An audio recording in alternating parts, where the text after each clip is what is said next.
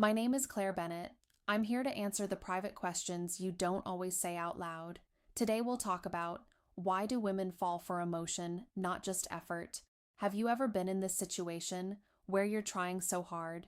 You text consistently, you plan dates, you show up, you listen, you remember the little details, you help when she needs it, and yet you still feel like she isn't moved the way you hoped she would be.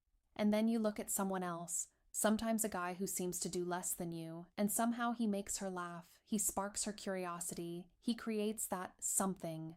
And you start asking yourself, so, does my effort even matter? If you've ever felt that, you're not alone. But the answer usually isn't women don't appreciate effort.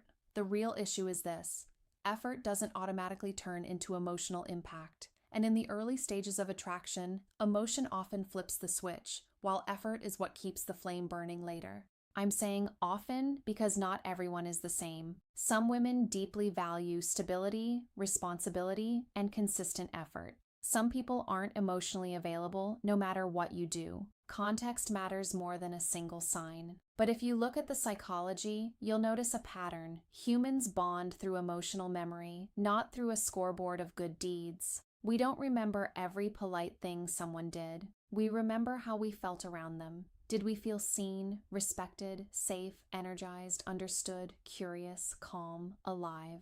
And here's the tension that drains so many men. They treat love like a math equation. If I do enough, she'll feel enough. But emotion doesn't work like math. Emotion works more like a scent. You can't argue someone into smelling something. You can only create an experience they can feel. Effort without direction can start to look like trying to earn approval. And when effort carries that energy, the other person often feels pressure. And pressure rarely creates attraction. So what does emotion actually mean here? It doesn't mean drama. It doesn't mean chaos. It doesn't mean making her jealous or playing hot and cold games. Emotion in this context means emotional presence. You're truly there in the moment. You create connection. You make her feel met on a deeper level. It's what turns a conversation from pure information into something with a heartbeat. Not with fancy words, but with the feeling you create. Ease, warmth, curiosity, safety, respect, aliveness. Let's compare two kinds of effort. The first kind is effort as doing tasks. You run everything, you fix everything, you check in constantly, you're available 24/7. It looks caring, but it can quietly signal, I'm trying to be chosen. The second kind is effort with emotional intelligence. You still care, you still initiate, but you choose the right moments and the right delivery so she can actually feel it. Instead of sending 10 "did you eat" messages, you send one message that has depth. Did you have any moment today that made you feel lighter? And when she replies, you respond like a real person, not like customer support. Here's the psychology in a simple way. The brain prioritizes emotion because emotion is a survival signal. What makes us feel safe, connected, excited, understood, our brain highlights it as important. That's why one perfectly timed, meaningful moment can outweigh 10 polite gestures that feel hollow. Not because women are shallow, but because the brain stores memory like this. Strong feeling equals strong imprint. Once something is imprinted, she pays attention, she becomes curious, she opens up. Then your effort has somewhere to land and grow. Now let me give you a very common mini scenario. She's having a rough day. You care, so you want to help. Effort that's only doing looks like jumping into fix mode. Advice, solutions, lots of questions, long paragraphs like, here's what you should do. You mean well, but she may feel managed, pushed, or turned into a problem to solve. Effort with emotion looks different. You slow down. You hold the moment. You ask one clean question. Do you want comfort or do you want solutions? That single line creates a powerful feeling. He gets me. Then you add simple validation. That sounds heavy. I understand why you're drained. No poetry needed, just the right emotional note.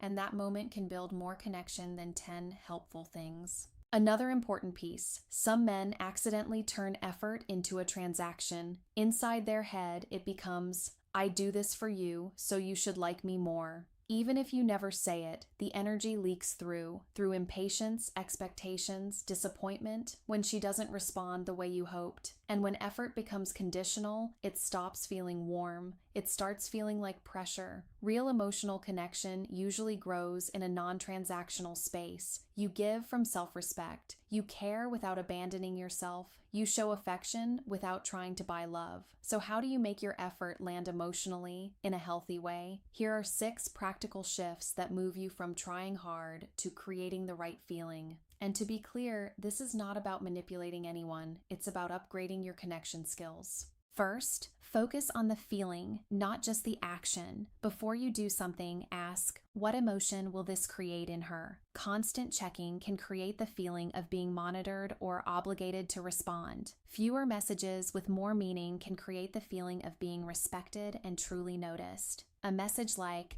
I remembered what you told me about your family. How are you holding up today? Often lands deeper than repetitive small talk, not because small talk is wrong, but because it's not personalized or emotionally specific. Second, don't only ask questions, reflect. Many conversations die because they feel like interviews.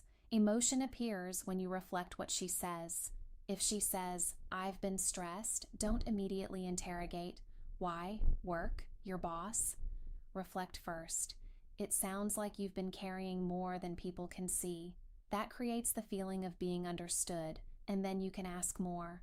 Third, create moments, not just schedules. A lot of effort is logistics. Where to go, what time, what to eat. But emotion lives in small moments. A playful tease that doesn't sting, a specific compliment, a question that opens a memory, a warm look, a comfortable silence. Instead of just, you're pretty, try, I like the way you light up when you talk about what you care about. Compliments about appearance can be nice, but compliments about who she is tend to go deeper because they make her feel seen as a person, not just an image. Fourth, keep your self-respect inside your effort. Effort that costs you your dignity makes you less attractive.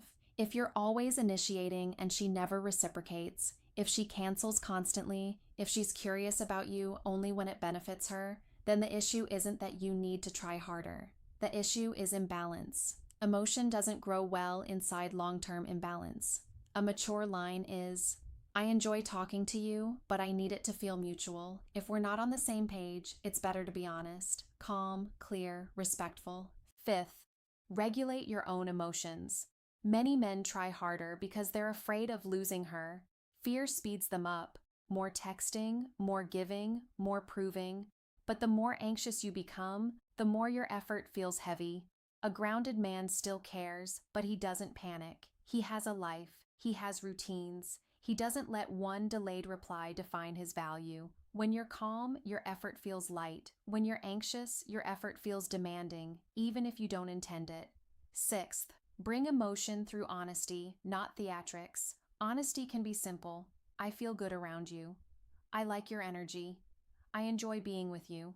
Many men avoid saying feelings because they fear looking weak. But clean, confident emotional expression without demanding anything back can be very attractive.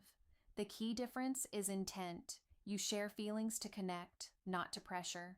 The same words can feel warm or burdensome depending on the energy behind them. Now I want to open a loop and then close it near the end. Why do some women seem drawn to men who put in less effort? One reason is that those men create stronger emotional moments. Another reason is that when you're always available with no boundaries, your presence can start to feel predictable or guaranteed, and predictable without depth can reduce perceived value. This does not mean you should become cold. It means you need rhythm, warm but self-led, caring but not clingy, available but not endlessly on call. Here's another mini scenario you can apply immediately.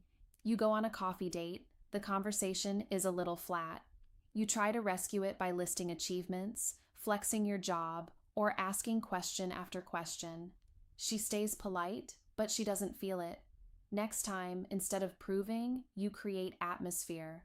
You tell a short story with emotion and a point. Nothing dramatic, just real. For example, I used to be really impatient. After losing a friendship over a misunderstanding, I learned to listen slower and speak clearer. Now I value honest conversations. That reveals depth, values, and emotional maturity, and emotion begins to appear. So, does effort still matter? Yes, absolutely. Effort is crucial, but think of it like water. If you pour water without a cup, it runs away. Emotion is the cup that holds it. Effort is what sustains consistency, care, responsibility, kindness. But to start the bond, you usually need emotional connection first. Once the connection exists, effort becomes meaningful and reassuring. Now let's close the loop. Women don't fall for less effort. They respond to emotional experience, curiosity, warmth, safety, being seen. A man who creates emotion but lacks consistent effort may win short-term attention, but he often can't hold a healthy relationship.